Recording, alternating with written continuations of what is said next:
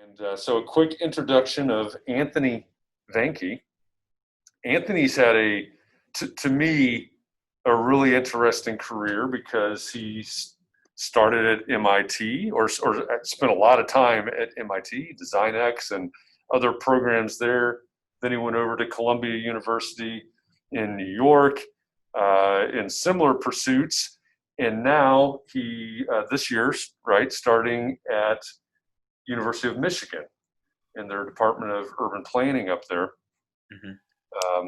And so what I think is really interesting, and the reason that I really wanted to get Anthony to speak with us tonight is that, and I explained this to you a little bit earlier, I gave them a little preview. So when he was at DesignX, and I think some of the work also at Columbia, looking at new possibilities, looking at different business models, looking at basically the future of the profession. A lot of what he's been involved with, solving new problems in new ways and things like that, a lot of what he's been involved with is very similar to the project that you'll do over the course of this semester. And so, Anthony, one of their assignments for this week was to watch, I think it was a recorded Zoom program from DesignX. I think it was actually earlier this year, the 2020. Was it one of our pitch nights? Yeah, it was a pitch night. I think it was the 5 finalists maybe. So, okay. So they've seen a little bit of the pitch. That might be one of the things they're most nervous about right now. But we're also starting out for the next 10 weeks. We're going to be talking about agile strategy. We're going to go through basically an agile strategy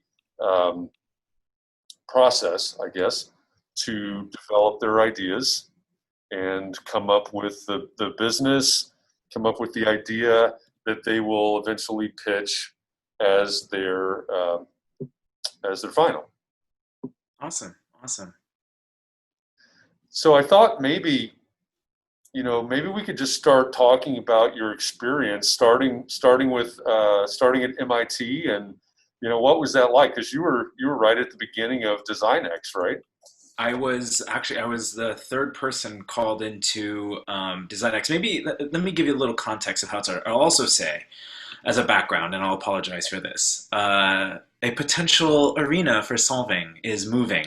And unfortunately, my movers were a little late. So what you can't see behind me are a bunch of movers moving my stuff into my apartment. So at some point, I do have to pay attention to them. So if I mysteriously chirp off, I apologize, and I'll be back in like 25 seconds. So I apologize for that. This was not planned for right now. Pain points. But so DesignX was started off. I'm going to give you a little bit more. This is like the grandfather in a rocking chair story, but I think it gives you kind of a background understanding of why DesignX, why entrepreneurship, why architecture and planning. A lot of things just maybe don't seem to click together. I guess this was now 5 years ago. Hashim Sarkis became Dean of the School of Architecture and Planning, coming from our good friends to the north, or 1 mile to the northwest, Harvard. But what was interesting was, so context for MIT, MIT has been a hotbed for entrepreneurship. That goes without saying. The ecosystem within the School of Architecture and Planning was perhaps maybe not as involved in that ecosystem as some of our colleagues. One of the other weird things about MIT School of Architecture and Planning is that there are, for intents and purposes, 4 houses. Architecture and Planning. We also have the MIT Media Lab, which grew out of architecture, which is actually, the amount of intellectual property, patents, companies that have come out of the Media Lab is just astronomical. Everything from the interactive CD-ROM to Typeface to Guitar Hero all came out of this crazy place. And then we had the program in art, culture, and technology as well. So when Hashim came in, he asked the faculty, of which I was not part yet, to take on several grand challenges. And they revolved around trying to be very MIT in its mission in literally changing the world. So there was a group looking at the future of health, the future of education, the future of cities, the future of policy, and the future of education. And one of our questions was, and the person in charge was a man named Dennis Frenchman, who was also my academic advisor at the time, was charged with that. And we, he and I had conversations and a bunch of others. We were looking at the MIT ecosystem and we said, it's amazing that if MIT was its own country, so this is why, whatever your political persuasion is, you invest in higher education. Because if MIT was its own country, it would be the 10th largest economy in the world. Like literally, if you just took all the startups and all the companies, everything from Campbell's Soup to, things that are powering the screen that you're watching me on, literally all of those just went off and did their own thing, it'd be the 10th largest economy. But isn't architecture and planning part of that? And there were two political ambitions when we're talking about the future of education as thinking about entrepreneurship. One is we have people coming out of architecture studios primarily with brilliant ideas, who are doing things, and then nothing happens with them, right? Like how many brilliant studio projects have you come up with that you built the models, you took pictures, and then nothing happens? Or you develop software, or a cool widget in, a workshop. What happened to it? It's a real question. Like, we don't do anything with it, right? So there's a problem. But the Media Lab, they build, a prototype for interactive, the thing that is supposed to be interactive storytelling, usually digital media, and then it becomes a thing that changes the world with like the interactive CD-ROM, which then led to kind of technologies that are literally behind YouTube and all the programs that we're using now. Flash, which, just died this year. That software literally was powering animation on the web. So how do we change the idea within architecture planning of not just making, but making and scaling? The second aspect of that is more for the architecture students than any other department, is that you graduate and, I argue now that, Michigan has the best graduates, no offense. But then, MIT had the most brilliant minds coming out of an architecture school anywhere. And they go out and what do? They start at the bottom rung at an architecture firm making $35,000 a year. Like that doesn't make sense. So why don't we change the model and actually say, why don't you own and run the mechanisms for practice versus just working for a firm? You coming up with intellectual property, why don't we do something about that? So we wanted to change that model and actually have it so that students could then use this opportunity to develop ideas in companies and then actually bring them out to the market. And even if they fail, you'll have better business acumen than most people coming out of architecture school or running a firm. Dear God, Jeff, I don't know how many people, through your work, how many people you talk to who don't know what a basic, business plan or marketing strategy is. I mean, you help them with a lot of that, and communication strategies and all of that. But a lot of them don't know. Our people do. So we take architecture students and planning students and media lab students and art students into a studio that we run as an entrepreneurship program for them to learn these skills and then to go out. And even if their company fails, heck, maybe they can at least come in at a managerial level, at an architecture firm. They certainly know more than most, practitioners in how to run a business. So those were our ambitions. And then it became kind of a trial by fire. We literally just tried it. And what we do is that our first cohort was a little rough and we were a little lucky in that we realized that there was a lot of great ideas, but there needed to be support to think about what a thriving business could be. So we needed to actually build an ecosystem to think about all those brilliant ideas that are coming out in a classroom and how do you incubate it over the fall term? Because to get into DesignX, it's actually a competitive process. And what we were disappointed by was our first pitch night we had, or first kind of process, cohort applications, we had 40 ideas, but we could only take 8. Like that sucks. So what we have actually discovered is that we've now had to go back into the ecosystem and build in entrepreneurship, not just within DesignX, but throughout the entire curriculum. so that our colleagues in planning in a studio can say, oh, that's a great idea for a community outreach app. Why don't you start developing? Why don't you talk to DesignX at an early stage, get some of their thinking, and why don't you, for your final project, actually develop this? And we'll see, and then you'll be in a better footing to actually pitch. Or then you have the media lab. It's like, great idea, great prototype. Does anyone need this? Does anyone in the world need this? So let's actually help you develop it so that you can actually take it into the market. So now we've had kind of a change in culture to actually now think about owning your own means of production, if we're to go into kind of like capitalist theory, but that people are now working towards actually starting their own companies and not just settling for working for a firm. Right? And if you still wanted to work for a firm, you still had an opportunity to do so. So that's the nutshell of what we did at DesignX, kind of as I said, a grandfather in a rocking chair. I'll stop there for now. Was that good as a context, Jeff? I can talk more about what we actually do as our kind of our secret sauce and how it may be useful, but I'll turn it over to the room first. Yeah, I think that is a good context, and maybe that is a good place to pause for a second and ask the class. Now you have an idea of how and why DesignX started. We've started talking about what your next steps are. So do you have any questions right off the bat for Anthony, or looking for any guidance? Anthony, how in the world do we come up with an idea? Or do you have anything at this point to ask him? I'll say, to answer that question partially, because then I'll let you all think about it too, partially because I have two gentlemen off screen looking at me. The number one thing that a company that thrives does is that it solves a problem.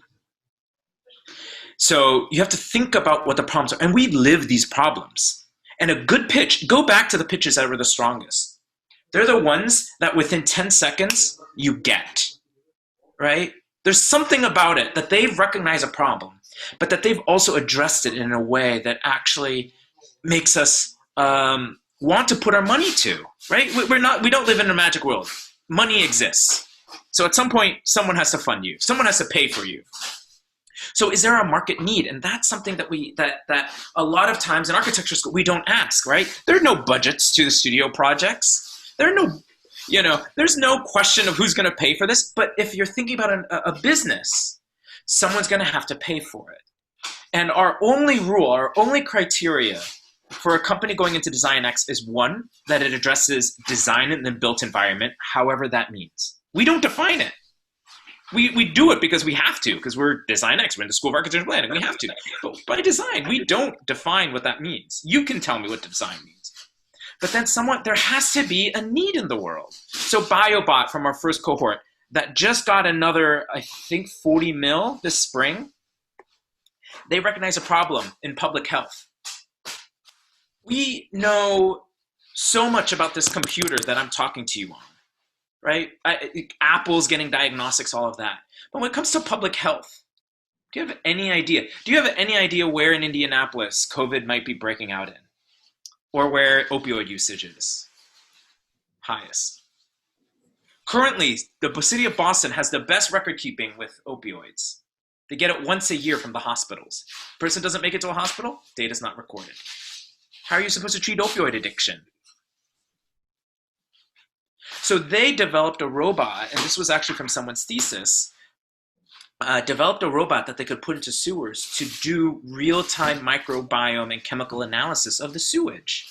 Oh, wait, we can get real-time analysis of whether opioid usage is increasing in this neighborhood, or why they just got, a ton of money. We can actually see COVID emerging before people get symptomatic. Right? So a lot of the studies that we're hearing about these sewer treatment, they're actually behind. They're powering the science behind them. So that resonates. So another one that I love that I think is designed in the most beautiful way, looking at the education of computer science to young children. Parents are really uncomfortable with kids spending all their time on the screen. So they built tangible toys to actually teach computer science principles. And in her demo, The second I knew she was in, she had these wooden blocks, and she asked, "Do you know why 5 is whatever it is in binary?" And literally, she took a wooden ball to demonstrate the concept, and the sound of wood against wood and how it resonated in the room changed people's opinions and understood, yeah, I do feel uncomfortable about my kid spending so much screen time. But I want them to learn computer science principles because that'll set them up for success in the future. Why don't we rethink that model? So this is the magic that I think that my encouragement to you is, when you think about this, what are the problems out there? And how can we solve those problems in interesting ways that hasn't been done before? Because it has to be defensible. And then who's going to pay for it? Is anyone going to pay for it? And if no one's willing to pay for it, and if you're going to say cities are going to pay for it, that's not going to happen. If you're going to say architecture firms are going to pay for it, that's not going to happen. Right? They don't have enough money. But we can think about innovative ways to address that. Is it a subscription? I forgot the company. I want to say it's Portfolio, but it's not. But there is a company that's been working with architecture firms to streamline billing for small practices and to create a website and all that. So it becomes a comprehensive billing, CRM, marketing platform, all web-based. Killing it, for an AEC company. So I think this is where we can begin to think of some of these interesting aspects. And this is where I think you can situate yourselves. I mean, I could also talk a little bit about our how we think about. So this is actually timely because we're actually about to come out with an online class. I mean, it's expensive, unfortunately, but we have to figure out how to pay our bills somehow. And I can talk about some of the topics that we have our teams think about. And the reason why I say this is that because this is what is asked. This is literally the most minimum aspects. One slide, if that, in your final pitch. And if you can't address these, this is where a VC, or this is where someone begins to really pick at your idea. But again, as I said, before, even without talking about like your communication strategy and your staffing and what are your expenses, what's your timeline to profitability? The real thing is like, is there a damn need? And that's the hardest part. I will say that the kind of the creative streak to come up with that is hard. But where we find the most successful companies is that the problems can be stated in a sentence, right? And I think that's a problem with a lot of architecture students when, I've talked about in entrepreneurship. The problems are so damn convoluted, right? That, I'm trying to do an incremental improvement on this joint using a rapid chemical process. What's the need for that in the world? Versus saying, I've developed a weatherproof shelter that can be deployed anywhere around the world that can be packed in a box no bigger than an average, IKEA furniture box, that can be deployed anywhere in the world within 48 hours. I'm making that up. I have, people have come up with that, but I'm just trying to think of something, right? That becomes a lot easier than something kind of overly technical because it also then resonates on who's going to pay for it and who needs it. So a lot of this ties to a communication strategy where you have to be able to tell the story very quickly. One of the other things that I think becomes really successful, and we actually belabor this, and this is not done enough, even in business schools, I will say. I had I forgot his name, but the guy who founded the Startup Garage at Stanford, one of the first curricular entrepreneurship programs. And he said, we were talking about that. And it's just like, well, aren't designers good at that? Like we do. And he's like, no, because, understanding your market is actually really hard. And architects aren't usually taught in how to actually gather information. Design research, it's like, oh, let me Wikipedia something, but present it in Illustrator in a really beautiful way and put it on a poster. Versus, I think our planners are a little bit better at this, of actually asking the damn market. So who is it that is going to pay for your product? Who do you think your consumer is? Then ask them. So we talk about market segmentation. So what is your market? What are the desires and wishes? so that you begin to gain empathy for that type of person. And how do you gain empathy? You ask people that are in your market. So if you're dealing with small firms, you talk to small firm, small practices. If you're looking at kind of the standard everyday suburban housewife, if there was such a traditional thing anymore, you ask those people. And the great thing that we found was by being in school, people actually pick up the phone and want to talk to you.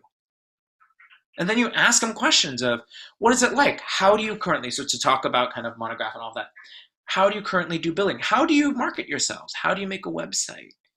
Are you able to reach the markets that you want? Are you able to do billing? Are you able to keep up with, kind of potential leads? Whatever. I'm just saying, how do you do that? Because all that information goes back and makes your product more competitive. Because if it's doing the same thing that someone else is doing, what's the point? So do you beat them on cost? Do you make it faster? Or do you have kind of a novel improvement that actually radically changes the way people engage with the market? So this idea of like Steve Jobsing it, like you're going to come up with like the next big thing, romantic doesn't happen, right? All the IP that comes out of Apple, all the patents, if you actually go to Apple or the patent website and just look at what they have, it's mostly incremental things, right? It's little tiny improvements. But that tiny improvement, if it saves a person time, money, effort, energy, could actually be a real market opportunity. So how do you prove that? You ask them. Because then in the pitch you can say, not only can you say, okay, the estimated market for the AEC industries is whatever, $9 trillion, I'm making up numbers. But of firms surveyed, 52% that said this is actually a problem that they have. That changes the dynamic because now for a potential investor, they can say, oh, there is a real market need. And then on top of that, we also think about, and this is kind of design in the human-computer interface or more interaction design, industrial design, coming up with a persona. So now you know what your market looks like. What is your stereotypical people? What are your stereotypical users? What are their wants and desires? How do they think? What are their pain points? Do they use a Mac or a PC? Or are they not really into technology? Are they mobile first or are they kind of computer first? Do they live in a city? Do they have to drive somewhere? Do they want to drive somewhere? All of these things kind of play out. So another startup that I've actually gotten to see launch and grow because they chose New York as their first market. The problem was people have small apartments in New York. Well, certainly they're not going to make bigger apartments. There's no room. It's too expensive. But they realized that actually there are things that people want or need, but not all the time because people don't have space for it, So I need to use a vacuum cleaner. How often do you vacuum your apartment? Okay, well, I mean, if you vacuum your apartment, let's say. Let's be honest. Once a week? I don't need a vacuum cleaner every day. So why do I have to buy a vacuum cleaner? But I don't want to rent a vacuum cleaner. That also doesn't make sense. So they came up with a startup called, they just rebranded Tulu, I think, where they have kind of in spare spaces in these condo developments and apartments as a service to the tenants. So this is something that landlords can market. This kind of one-stop smart closet that has all the things you need. Has a vacuum cleaner, has a PlayStation, has has a toaster oven, all the things that you kind of want to have access to as everyday things, but you don't really want to buy because you don't use them every day. A lot of times, you have family coming over and they're bringing their kids and you just want them distracted with a PlayStation, but you don't really play it. I mean, I just bought a PlayStation, so I'm a little different. But it's a great idea because now they actually found a double-sided marketplace that they can get subscriptions from tenants. So tenants pay, a whatever fee to access all of these things. Everything from grocery carts, because, you walk to the grocery store and you have to like wheel it home. So a little grocery cart that you can fold up, take home, vacuum cleaners, tools, entertainment. You could even rent a big screen TV and a projector. You could have on your party deck, a movie night Why do I have to buy a projector when I can just use one for a low monthly cost that gives me access to everything? And then on top of that, landlords actually find something positive because they can say, aha, look, our building has a Tulu. You have access to all these things. Let me jack up your rent $50 a month. So what did Tulu get? Free space as a result. So now they signed a deal with Stephen Ross's company, Related Properties, who built Hudson Yards, one of the biggest developers in the country. I mean, the University of Michigan has a business school named after the guy. All of his residential properties in New York will now have a Tulu. Because you see the recognizing the need. People need these things. But they validated it. They validated if they didn't do the interviews, they wouldn't have known of this double-sided marketplace. There are two clienteles that actually are interested, two places to make revenue. They interviewed residents of what do they want? Do they need this? Landlords, are they willing to have this in their building?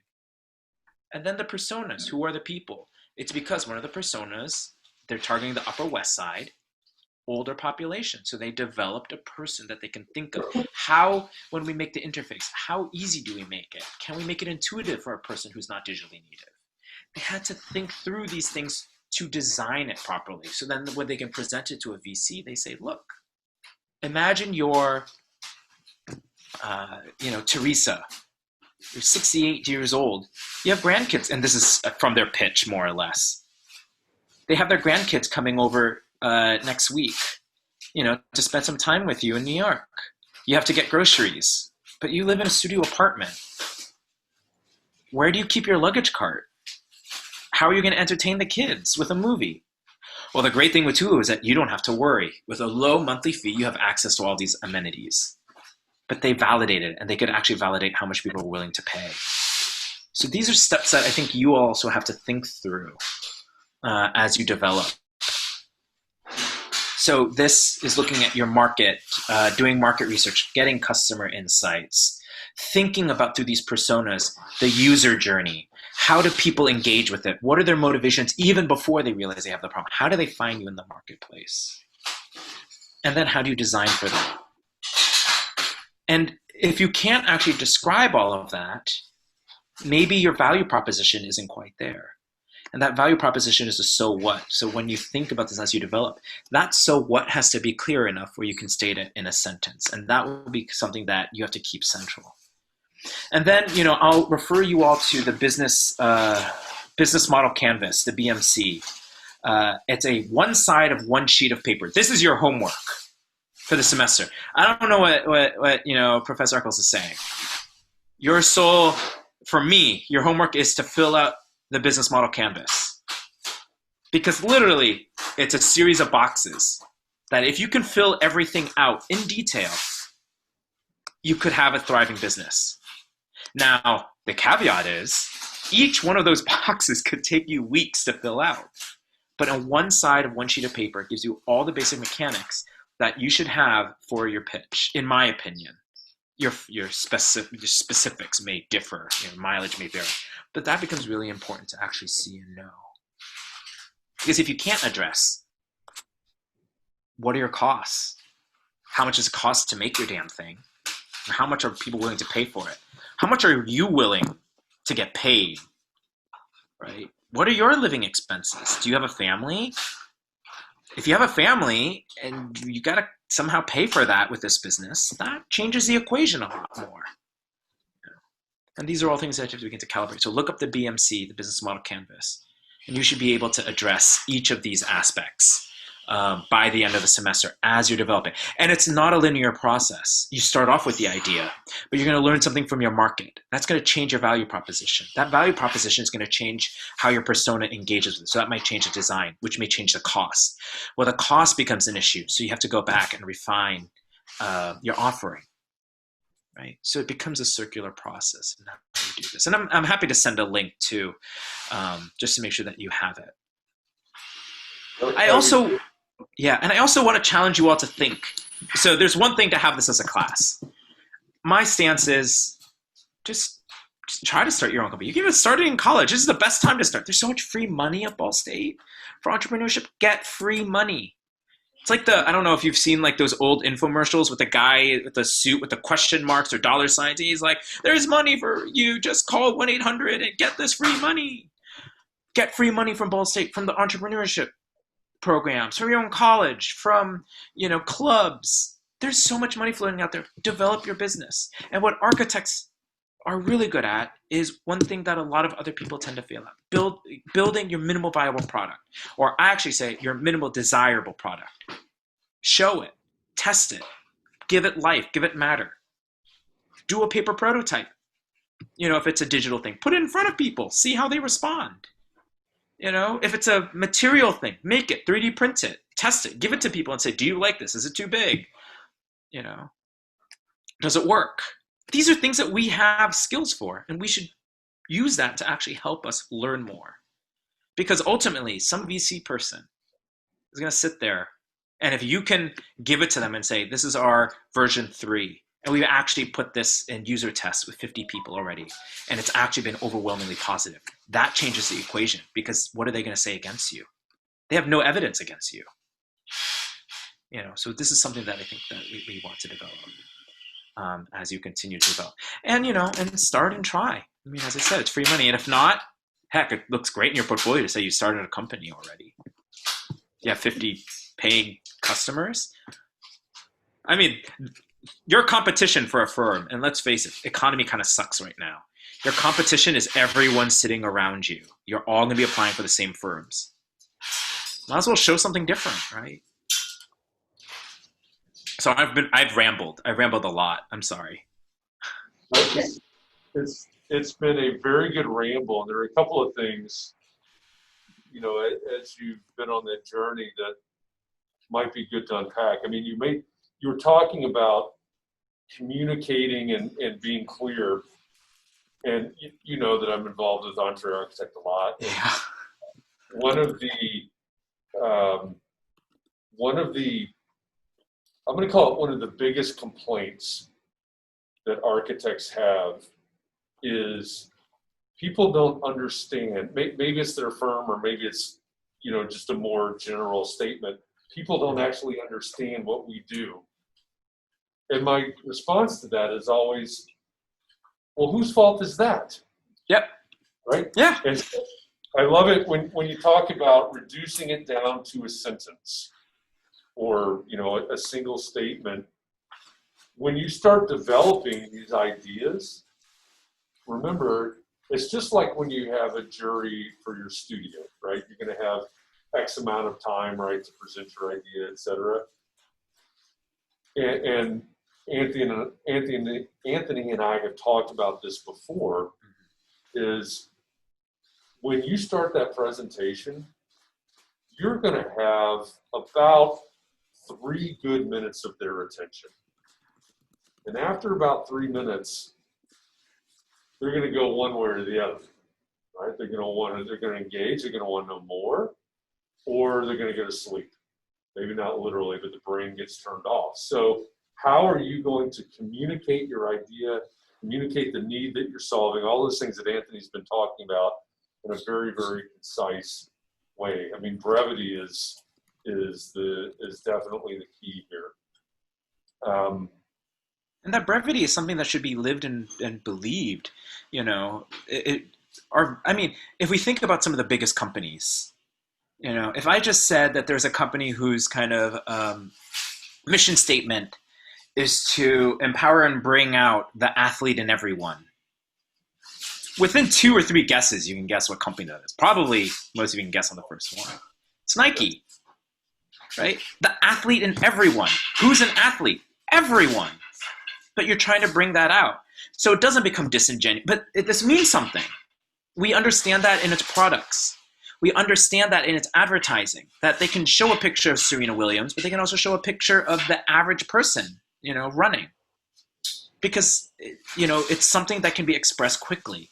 And I absolutely agree, with the sentiment that architecture firms sometimes kind of wishy-washy because it's not clear what the offering is. Maybe for a big firm, I don't know. I'm going to just be mean to RTKL because they've been mean to me in the past. Maybe you just say we can build a great building at a low cost, on time, on budget. That's a great value proposition, actually. You can build it cheap, looks decent, works well, it's gonna be reliable. Not everyone needs a Cadillac, or a Ferrari. Sometimes you just need a good Ford Focus. So I think it is to live and breathe and to be able to communicate in a way.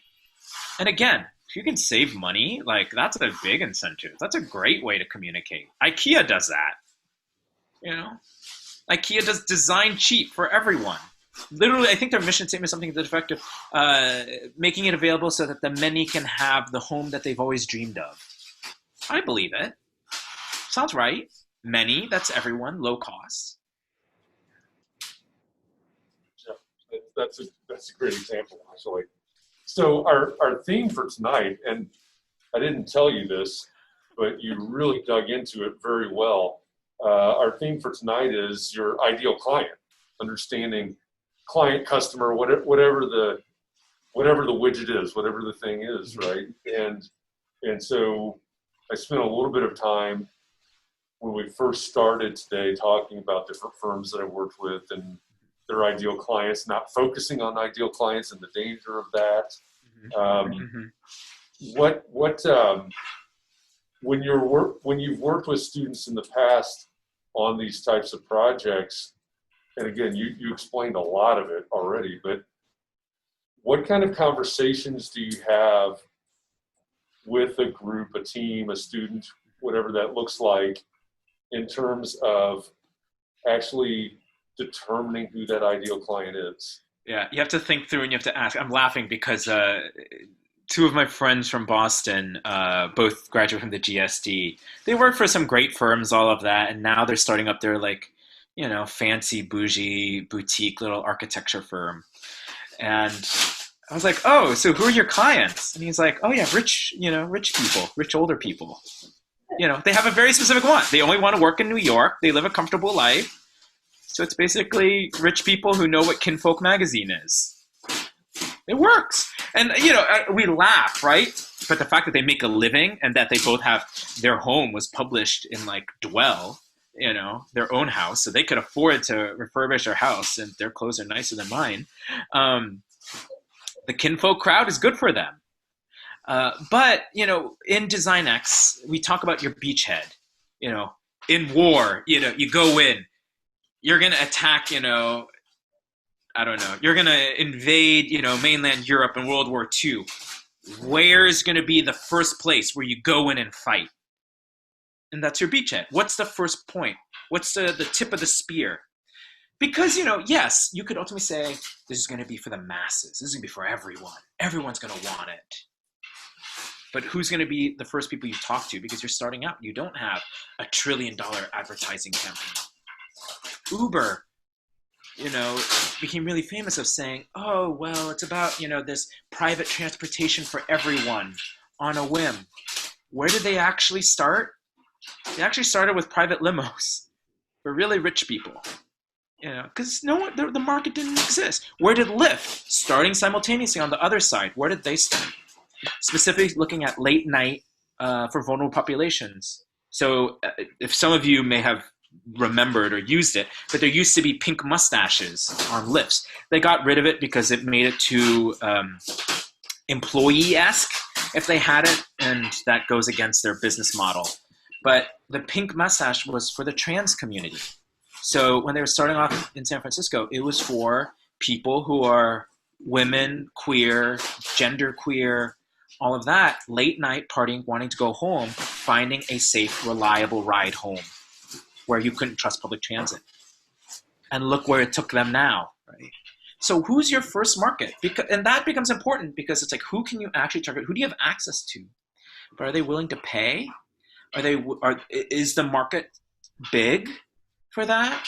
So BioBot started off, the one that was doing sewer tracking, started off saying that we're going to go for cities. That was their naive thing. And they realized cities don't have money. Procurement processes are long. So they said, all right, let's change it. It's too hard to go through procurement to work for a city of Detroit or Indy. So they looked for college towns. uh, who have uh, who have kind of knowledge of how to work with universities. So they were testing in Cambridge, where they were, and then the first paying client, Cary, North Carolina, in the Research Triangle. Because they actually targeted of how they were also getting money. They were also entrepreneurial in getting money from foundations and grants to do cool things. That was their beachhead. For you, it might be small firms. It might be small hardware stores. You might say, you know what, we're going to go big or go home. It's going to be an app and we're competing with Uber. But, to think about what your ideal client is also a strategic decision. There's the one that you want, right? Yeah, I want Serena Williams. But it's actually, I can't really see anyone's footwear. But you all may actually be the beach market. College students with a little, want to be a little flashy. The TikTok crowd or whatever it is. Maybe your beachhead market. Look at actually a very successful company, Dollar Shave Club. Theirs was men, 20, 30-somethings who spend a lot of time online were willing to make the jump to an online-only brand. They were one of the first to be online digitally native. And for $1, you can get really good replenishments for your shaving equipment. So they were looking at men, of course, but 20-something, a little more disposable income in that. But the digitally oriented crowd, this was 10, 15 years ago. And now look what happened. They were able to prove that the market exists. So now you have clothing companies who are digitally native. I don't know the women's ones, but like Pistol Lake for men with clothes. And now there's I think Element or something that has a full beauty skincare thing customized to you, digitally native, no physical stores anywhere. But they targeted it very strategically of who's going to pay, who can they reach, and that became their ideal. And they made amazing ads. Look some of them up, Dollar Shave Club, if you haven't. Some of those ads are just amazing. They knew how to target a specific. I think, Jeff, do you show that? Didn't you show that in one of your presentations or something? I've never used Dollar Shave Club. Okay. I'll send you the ad that I'm thinking of because it's memorable. Yeah, they're one of my favorites. Yeah. So we want to be respectful of your time. We're getting we're headed towards an hour here. So maybe one final question, because I think I see a lot of fear in the eyes when we talk about the pitch. For those who are still awake, yeah. Yeah, they're awake. So what's your number one tip for the pitch? Practice. Look, your architecture, you should be good at presenting. Just imagine it as being kind of your final crit. But what matters is you have less time, there's no going over, and you have to touch the basics. You have to be able to tell the story, the so what. So actually go the MIT 100K competition. It's a pitch competition for $100,000. It used to be $100,000. Now it's $250,000 if you win. It's the oldest one, I think, and it's huge. Literally, I think the company that's routing my data to you, Akamai, came out of that. But watch pitches. Don't watch Steve Jobs or Tim Cook with the Apple things. Everyone loves that. That's great as kind of a special sales thing. But look at online pitches. Look at pitch competitions. Look at the other DesignX teams, right? In the first 30 seconds, you have to have my attention somehow. So how did you do it? So how did you bring me in? Did you address a problem? And in those 30 seconds, I've already decided whether I'm interested or not. I'm not going to give you any more time. After that, now you have to prove it to me. And that's where maybe only in a slide, you go through half of the business model canvas. You say, the market is $5 billion in the United States alone, and 52% of people are looking for this. And in our research, we interviewed 100 people, and they all said, this is a need that they have. So we introduce widget. These are ways that you can do it. And you're good at the storytelling. Now it's just cutting out the fluff and making it clear and concise, but still captivating. If you think about the great studio crits, the ones that took me into your projects, the ones that made me inhabit the space. For me, and let me understand what your thing is and how it's going to change the world. right? And that's ultimately what your pitch has to do. And really, for a pitch competition, if you're going to a Ball State entrepreneurship pitch competition, everything in the business model canvas has to be checked off somewhere in there. And you're going to have a lot of slides in reserve. So really, most that I've seen only have maybe 10 slides unless they do something clever, like one image and then they jump on.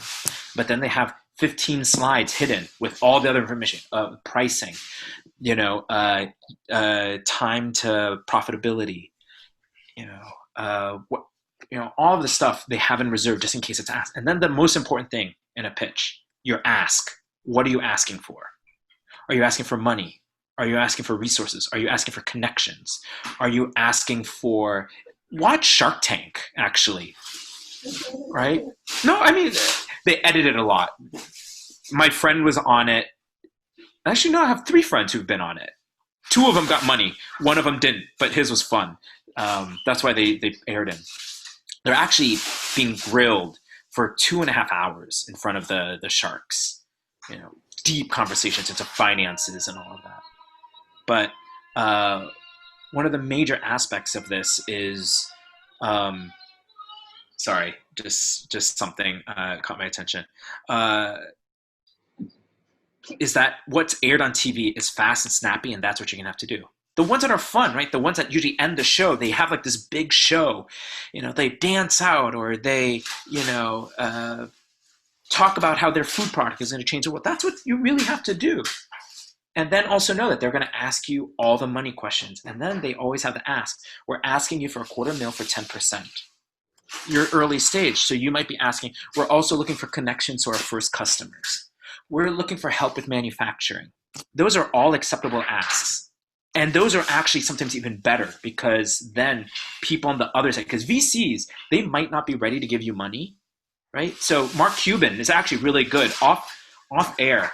He may not invest in your company because that's not the game of the show, but he may be like, I've got manufacturing connections for you. So let's continue this conversation. I want to invest later. So I want to be first in line later, but I want you to talk to these people out in Texas who can make your thing for 15% cheaper than you're doing it. If you can get that, that's fantastic. So these VC people have these connections. That's their job. Their job is to be matchmakers, not just banks. They're investing because they want to make sure you're rocking it. So ask for the help that you need. And the more thoughtful you are, the more that they're going to listen, because you might not be ready for money. And money is expensive. That's actually something we say in DesignX directly. Money is expensive. BioBot, pitch night, right? One of them had just graduated with her PhD. The other one was still in school. They got an offer and a check in hand that someone was offering them $1 million on pitch night. They could have been, half of them, $500,000 richer, paid off all their student loan debt in a single night. But they would have had to give up everything about the company.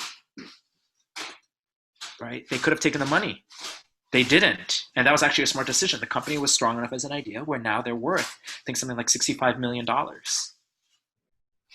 2 women own it.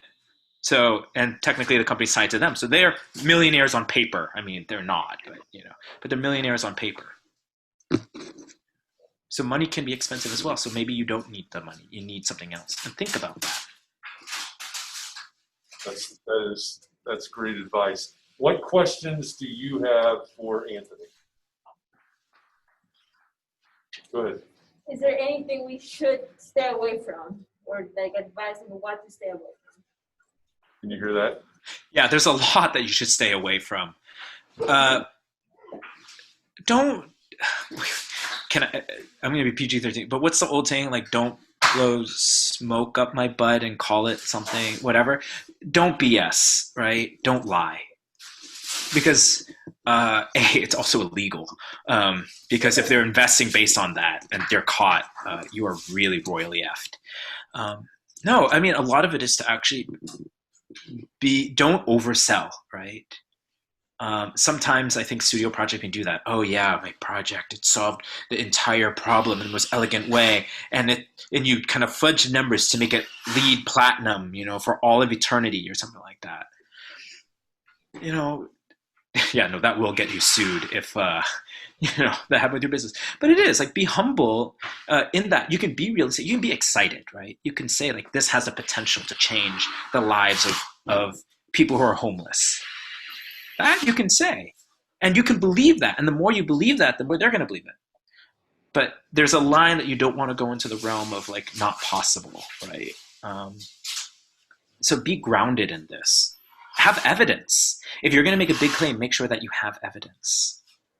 That's kind of one of our things, and that's what's always caught. So now, starting last year, we have kind of a finalist round. So we actually interview 20 groups before pitch night or entry pitch night. Entry pitch night, we only hear about 12, of which 8 get in or so.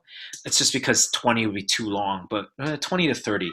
But we vet them where we meet the founders and all of that. And we ask these questions. And a lot of it is, a lot of people have great ideas. They haven't done the work yet, which is fine because they're just pitching an initial idea and they're going to develop it. But the ones that we believe in are the ones that have gravity in the world, right? They're not overstating the size of the market because you can smell bullshit. So just keep it grounded. And I think a lot of times architecture, we want to oversell because it gives us a good grade and, we're so proud of our work. But this is where be optimistic, but, pump the brakes reasonably. Pump the brakes. Also, this might be public. This might be streamed. So I don't know if you want to sell like, I don't know, a plugin for Pornhub or something like that. Like that might not be something you want, recorded for posterity for all of time. So, I mean, maybe the market could be huge if you're brave enough. We don't want to admit it, but that the vice industry is huge. Alcohol, sex, all of that is huge. There might be an opportunity. Just, do you want to be known for that? That's a really good point. Do you want to be known for that? What other questions? Anybody else? Anybody getting great ideas? Yeah.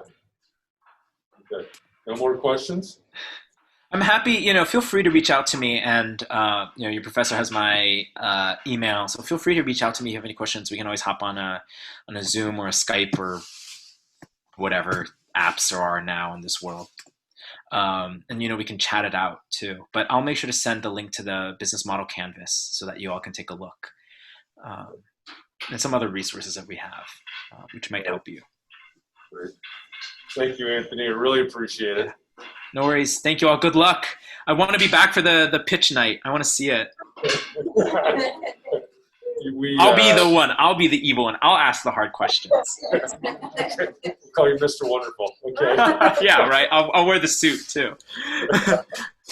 All right. Thank you, man. Cheers. Get moved in. Thank you. And I'll talk to you again later. All right. Sounds good. See you. Bye. Okay. Big takeaway. Anybody? Go ahead. I think finding, when you said find your beachhead moment, just finding your way to differ from everybody else. Yeah, that is interesting, and a lot of times I like calling that plant your flag or whatever. Where are you going to go? What are you going to stand for? Where are you making your mark? Do it. Grace? Surveying the market, actually doing it, finding out if you're problem solving, if it's actually solving the problem, and that way when you present it, they can question evidence as much. Yeah, excellent points there, and I have this conversation a lot. It's when we're talking about when architects, and I'm sorry, I'll play on some stereotypes here, but when architects complain that people don't value what they do, my first question, whatever it is that you design, have you actually asked your clients what they value? Have you actually asked your clients what results they value? Because a lot of times, and of course in this context we could be talking about anything, like Anthony said, we could be talking about a plug-in for something, or we could be talking about anything, but a lot of architects will talk about what they do in terms of a product. I design a house, or I design a hospital, or whatever it is. The problem is what your clients actually value is the result of that.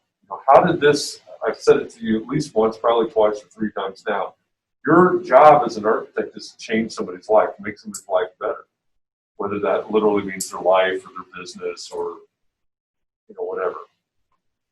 What they value is the thing that comes out after they've moved into the house, or once the hospital or restaurant or something gets up in operation. It's more efficient, it's more profitable, whatever.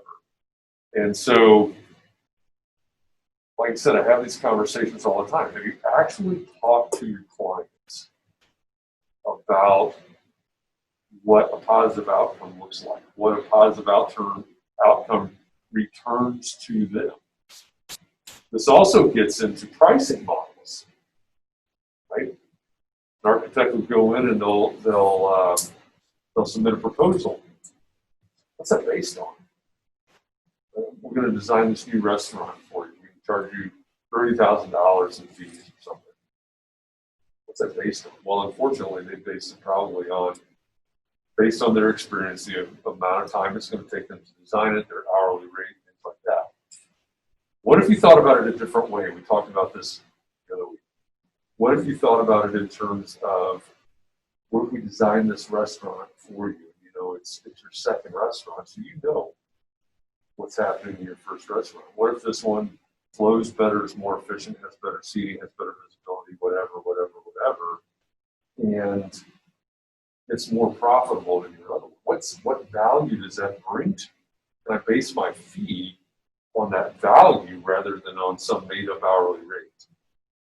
And so surveying, talking to people, understanding what they actually value is critically important if you actually want to have a profitable business. It's a great one. What other takeaways? Boiling things down to one sentence. Boiling things down to one sentence, yeah. Again, when architects complain that people don't understand what they really do, I'm sorry. It's whose fault is that? Right? Quit answering your question in 750 sentences. Right? Can you boil it down to a sentence and a slide? That's good advice always. What else?